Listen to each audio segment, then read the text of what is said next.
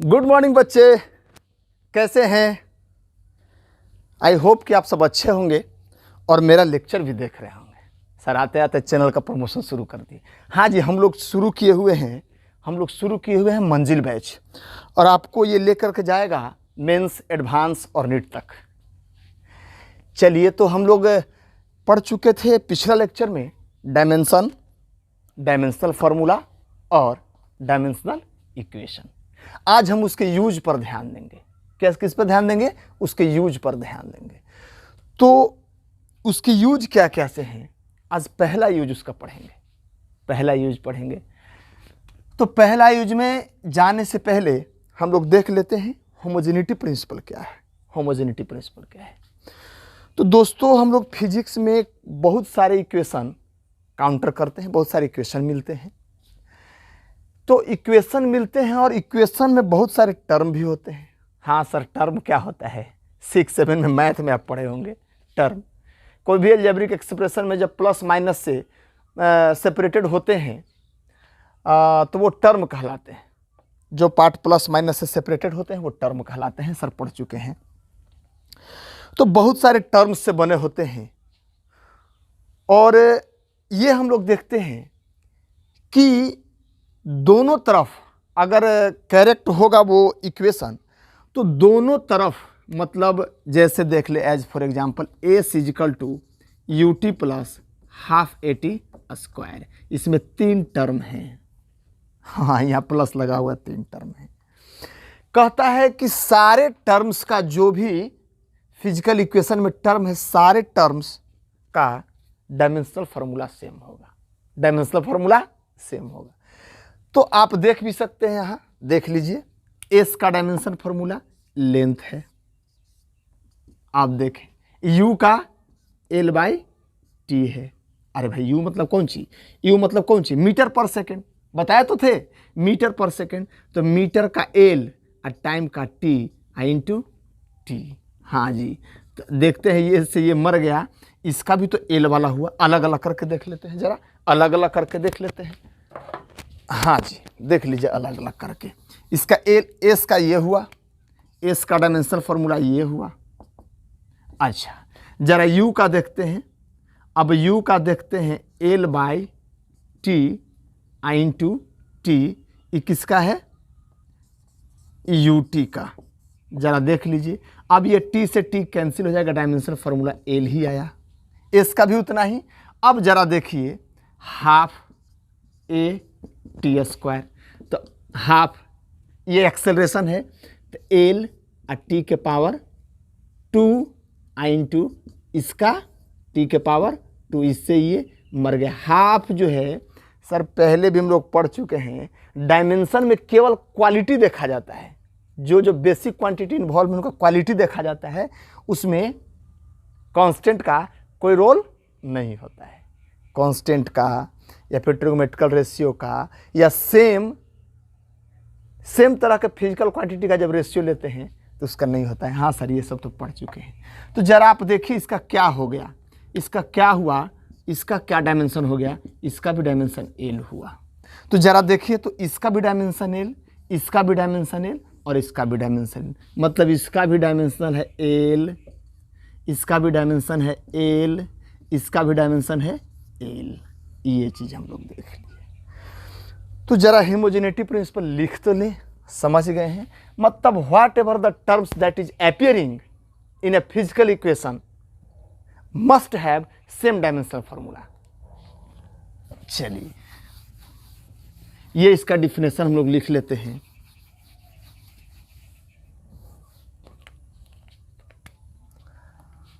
लिखेंगे, in equation both sides of terms. और equation से इक्वल टू के चिन्ह के एल एच एस है, R H S. In equation both sides of terms must have same dimensional formula. ये है होमोजेनिटी प्रिंसिपल। और ये किस पर बेस्ड है? ये आधारित है हम लोग पढ़ चुके हैं पहले भी, like term can only be added और सब्सट्रैक्टेड। लाइक टर्म को ही जोड़ या घटा सकते हैं। ऐसा थोड़ी है कि सर 10 kg के साथ जोड़ देंगे 5 मीटर। ये दोनों लाइक टर्म नहीं है, ये दोनों लाइक टर्म नहीं है, अतः इसको जोड़ नहीं सकते। हाँ सर, लड़कों की गिनती हो रही है, लड़कों की संख्या कितनी, उसमें 5 लड़कियों को घुसा दें, ऐसा नहीं होगा, ऐसा नहीं होगा। लाइक टर्म को जोड़ते या घटाते हैं। Based on the principal that like terms can only be added or subtracted। अच्छा, ये तो हो गया, इसी पर आधारित है, इसी कंसेप्ट पे आधारित है। ये तो हो गया principle of homogeneity, principle of homogeneity. आप चाहे तो पॉज करके इसको राइट डाउन भी कर सकते हैं, लिख भी सकते हैं। जरा आगे बढ़ते हैं, इसका यूज क्या होता है, इसका यूज क्या होता है। हाँ जी, देख लेते हैं, इसका यूज देख लेते हैं हम लोग। सबसे पहले समझते हैं यूज में, हम 3 एग्जाम्पल ले लेते हैं। कितने एग्जाम्पल लेते हैं? 3। पहला एग्जाम्पल F = mv²/r। देखते हैं फोर्स बराबर इतना होता है सर, सेंट्रीफ्यूगल फोर्स है सर, 9th-10th में हम लोग नहीं पढ़े हैं। हाँ जी, होता है, सर्कुलर पाथ पर जब कोई बॉडी मूव करता है तो बाहर की तरफ इतना बल लगता है। ठीक है, कहता है कि जरा देख लेते हैं = के दोनों तरफ क्या टर्म एक समान है, होने तो चाहिए थे, टर्म एक समान है। देख लेते हैं। फोर्स का होता है mLT⁻²। इसका देखते हैं मास का m, इसका देखते हैं वेलोसिटी का या स्पीड का L/T, इसका भी स्क्वायर, इसका भी स्क्वायर, और नीचे जो है L, क्योंकि रेडियस है तो रेडियस का तो लंबाई ही होगा नेचर, तो इसको L लिख दिए। अब हम लोग जरा ध्यान दें, एक L से एक L कैंसिल हो जाएगा, mLT⁻²। हाँ जी, ये डायमेंशनली करेक्ट है, डायमेंशनली करेक्ट है। तो हर एक सही इक्वेशन डायमेंशनली करेक्ट होते हैं, हर एक सही फिजिकल रिलेशन डायमेंशनली करेक्ट होते हैं। लेकिन हर डायमेंशनली करेक्ट इक्वेशन या हर करेक्ट इक्वेशन डायमेंशनली करेक्ट तो होते हैं, लेकिन हर dimensionally correct equation physically correct हो, ये कोई ज़रूरी नहीं है। ज़रा देख लेते हैं एक एग्जाम्पल और देख लेते हैं। हम लोग जानते हैं S = ut + ½ AT²। अगर ये सही है तो डायमेंशनली भी सही होगा, सही होगा। अच्छा, जैसे देख लीजिए, S का L, ut का L/T × T, तो इसका डायमेंशन हो गया L + ½ इसका तो कोई डायमेंशन नहीं होगा, क्योंकि कांस्टेंट का कोई डायमेंशन नहीं होता है। एक जगह पर लिखेंगे L⁻² I × T का स्क्वायर है तो T⁻², तो इससे ही कैंसिल हो गया। तो फिर हाँ जी, सब टर्म्स लाइक हैं, सब टर्म्स जितने भी इक्वेशन में अपीयर हुए हैं टर्म्स, सब का नेचर सेम है। तो सारे करेक्ट इक्वेशन डायमेंशनली करेक्ट होते हैं। जरा एक और उदाहरण पे आते हैं। जितना भी करेक्ट इक्वेशन है डायमेंशनली करेक्ट होता है, लेकिन और एक इक्वेशन पे आते हैं। S = यदि ऐसे लिखें तो ये क्या करेक्ट है? नहीं सर, हमको पता है, 9th में पढ़े हैं, करेक्ट नहीं है। लेकिन जरा इनका डायमेंशन निकालें। इसका L, ut का भी L होगा, अभी बताएं, -1/3 का कोई डायमेंशन नहीं होता है, L, इसका भी डायमेंशन L होगा। अब L में से L घटेगा तो 0 नहीं होगा। 25 kg में से 10 kg घटेगा तो kg ही बचेगा, 15 kg बचेगा। ठीक है। तो ये क्वालिटी दोनों का सेम है, अतः ये दोनों का लेंथ वाला ही नेचर है। अच्छा, घटा के इसको जीरो नहीं करेंगे, ऐसे नहीं काटेंगे, ये गलत तरीका है। तो ये डायमेंशनली तो करेक्ट है, दोनों तरफ जितने भी टर्म आ रहे हैं सबका एल एल एल एल आ रहा है। ये डायमेंशनली तो करेक्ट है, but physically it is not correct, physically it is not correct. ठीक है। तो हम एक कंक्लूजन पर तो आ गए हैं, एक कंक्लूजन पे आ गए हैं। क्या है सर कंक्लूजन? जरा देख लीजिए। यूज में हम लोग देखेंगे, यूज में हम लोग देखेंगे, यही कंसेप्ट लगाएंगे, यूजेस ऑफ डायमेंशनल फॉर्मूला, यही कंसेप्ट लगाएंगे। हाँ जी, तो यही कंसेप्ट लगाएंगे। तो इसमें क्या लिखेंगे हम लोग? हाँ, एवरी करेक्ट इक्वेशन और फिजिकल रिलेशन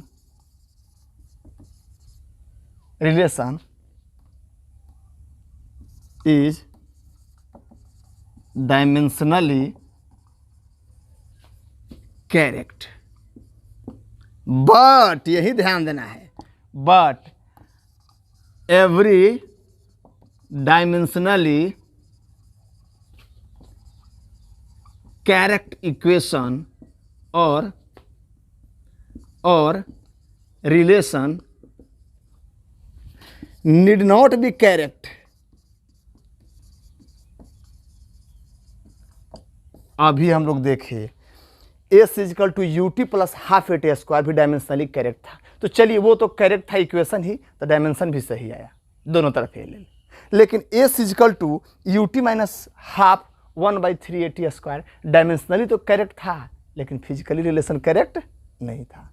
तो यहाँ पर ध्यान ये देना है कि सारे करेक्ट फिजिकल रिलेशन या इक्वेशन डायमेंशनली भी करेक्ट होते हैं, लेकिन ये कोई जरूरी नहीं है कि सारे डायमेंशनली करेक्ट इक्वेशन फिजिकली भी करेक्ट हो। Point to be noted sir.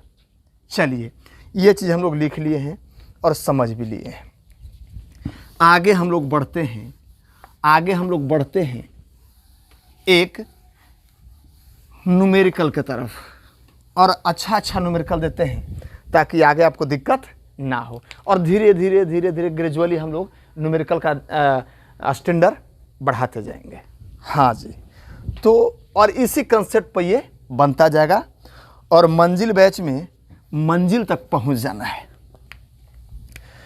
मंजिलें अपनी जगह हैं, रास्ते अपनी जगह। हाँ जी, तो ऐसा नहीं है मंजिल अपने जगह है, लेकिन रास्ते उसी की तरफ जा रहा है। तो आते हैं, जरा देखते हैं बी टी स्क्वायर।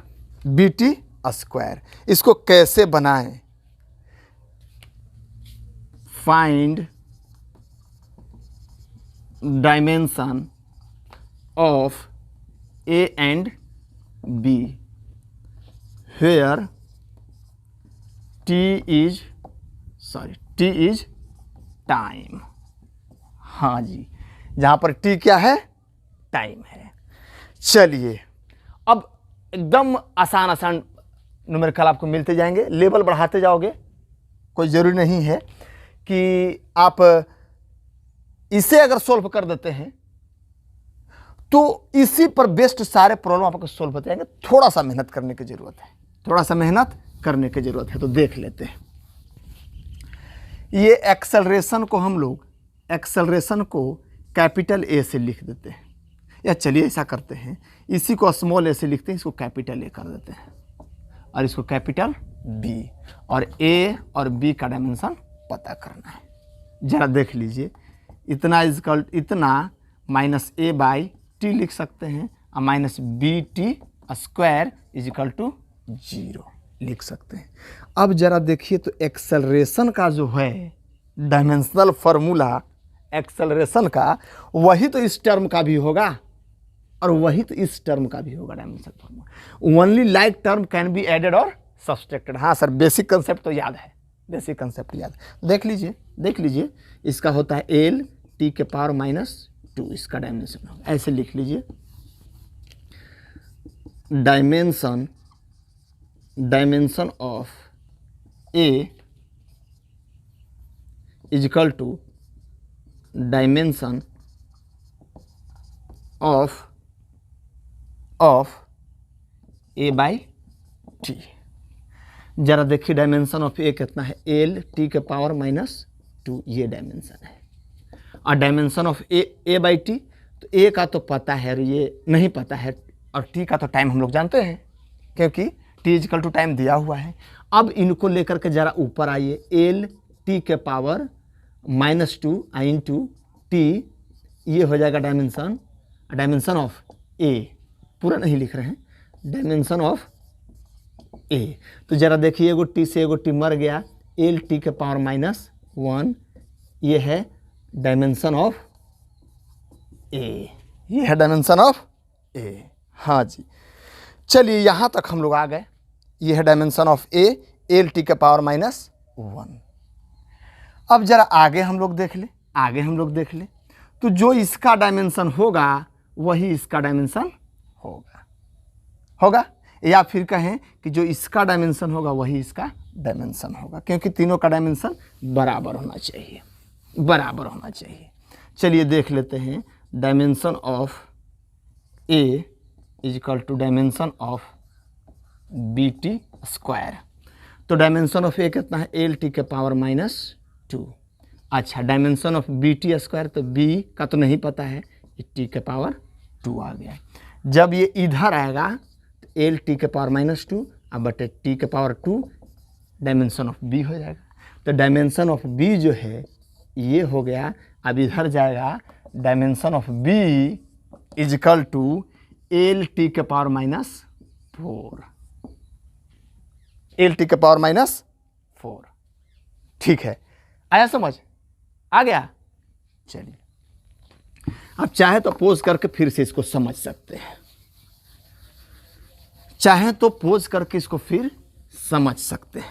हाँ सर समझ लेंगे, हम लोग कोशिश करेंगे, लगातार लगे हुए रहना है। आगे हम लोग देखते हैं, एक और क्वेश्चन देते हैं, आपको खुद से ट्राई करना है। v is equal to AT plus B by T plus C। Here T is equal to time, V is equal to velocity. Find dimension of A, B and C। ये तीनों का डायमेंशन जरा pose करके खुद से कोशिश कीजिए, pose करके खुद से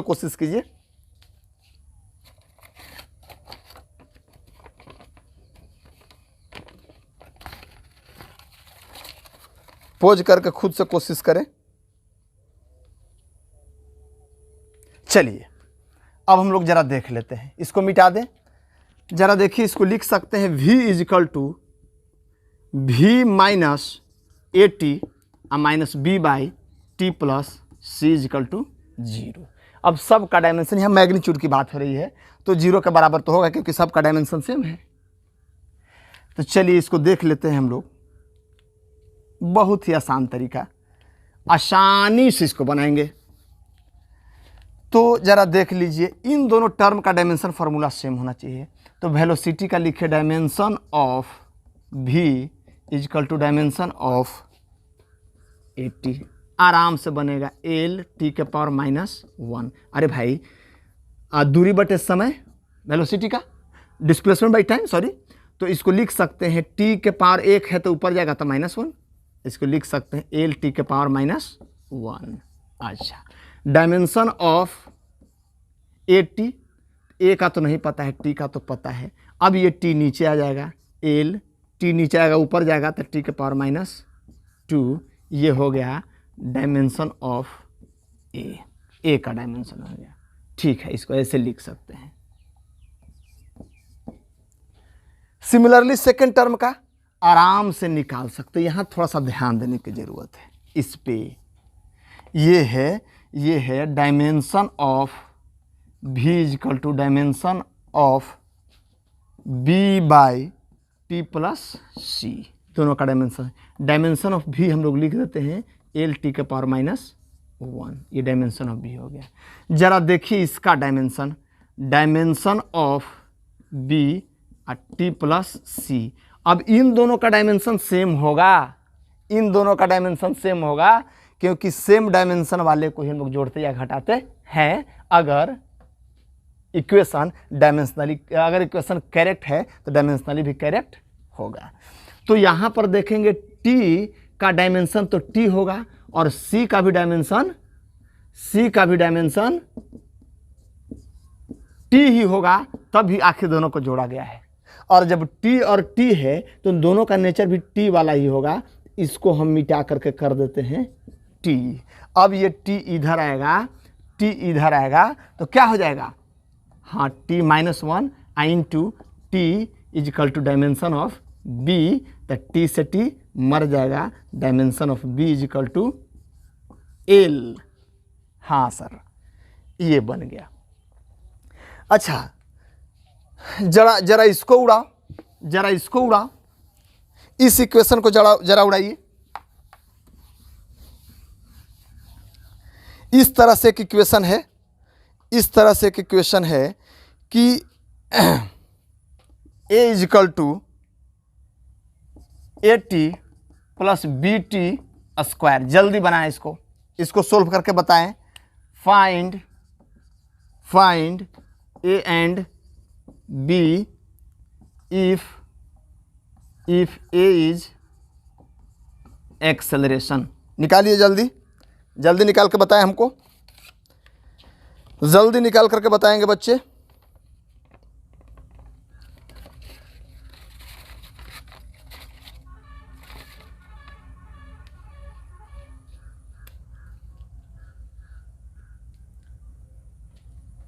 चलिए इसको भी बनाइएगा।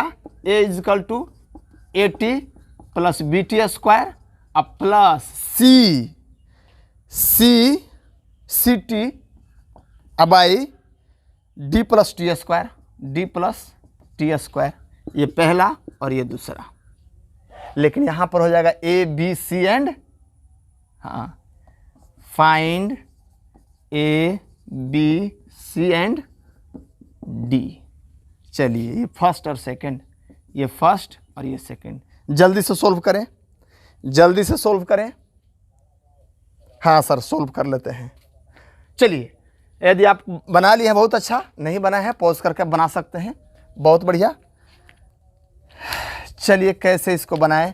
इसका LT के पावर -2 और इसका A, दोनों का डायमेंशन सेम होगा, A इंटू T का हो जाएगा इस तरह से, डायमेंशन सेम होगा। A का केवल डायमेंशन निकालना है तो A T के power -2 by T equal to dimension of A, इसका हो जाएगा L T के पावर -3, इसका डायमेंशन हो जाएगा A का।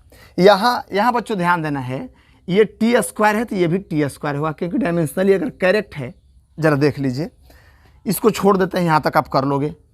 LT के पावर -2 इसका डायमेंशन बराबर होना चाहिए CT by D plus T square का डायमेंशन के बराबर होना चाहिए। तो अब देखिए अगर ये T स्क्वायर है तो T स्क्वायर ही इसके साथ जोड़ सकते हैं, क्योंकि इसका डायमेंशन है T के पावर 2, तो इसका भी डायमेंशन हो जाएगा T के पावर 2। आसानी से लिख लेना है D का डायमेंशन T के पावर 2। चलिए अब ये नीचे T के पावर 2 है, डायमेंशन T के पावर 2 है और ऊपर में T है, एक T से एक T कैंसिल हो गया। इस जरा देखिए LT के पावर -1, ये हो गया C का डायमेंशन, क्योंकि T इधर आ जाएगा। हाँ सर C का भी डायमेंशन निकल गया। इस तरह से एक और प्रॉब्लम जल्दी से हम लोग कर लेते हैं, हाँ उस पर ध्यान दीजिएगा,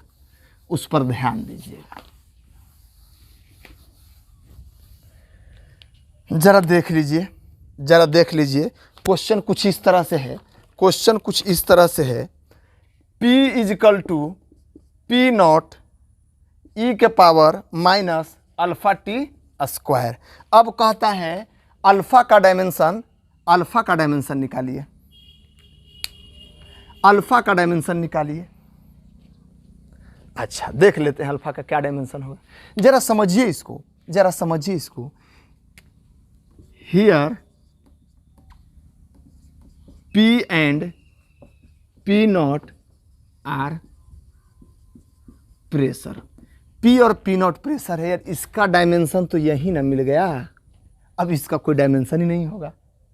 ऐसे भी देखिए, ऐसे ही पावर का कोई डायमेंशन नहीं होता, जिसे आप नहीं लिखा हुआ देखे होंगे E के पावर 2 न्यूटन, ये प्योर नंबर होता है। पावर क्या होता है? प्योर नंबर होता है। तो यहाँ प्योर नंबर की बात है। सबसे पहले देखें किसी भी पावर का कोई डायमेंशन नहीं होता है, याद रखना है, किसी भी पावर का कोई डायमेंशन नहीं होता है। एक्सपोनेंशियल फंक्शन का कोई डायमेंशन नहीं होता है, ट्रिग्नोमेट्रिकल फंक्शन का कोई डायमेंशन नहीं होता है।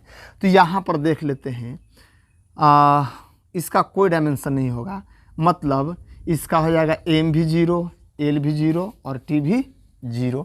यहाँ पर ज़रा देखिए माइनस अल्फ़ा टी स्क्वायर। तो अब ज़रा देखिए m 0, l 0, t 0, ज़रा देखिए इसका माइनस को हटा दीजिए, माइनस प्लस से मतलब नहीं है, क्वालिटी ऑफ फिजिकल क्वांटिटी चाहिए। तो अल्फ़ा इंटू टी के पावर 2, अब m 0, l 0, t के पावर 0 बाई टी के power 2 is equal to alpha का डायमेंशन हो जाएगा। हो गया। अब अल्फ़ा का डायमेंशन ये टी के पावर 2 ऊपर जाएगा तो -2, ये हो गया अल्फ़ा का डायमेंशन ऑफ अल्फ़ा, क्योंकि डायमेंशन कुछ होना ही नहीं था इसका।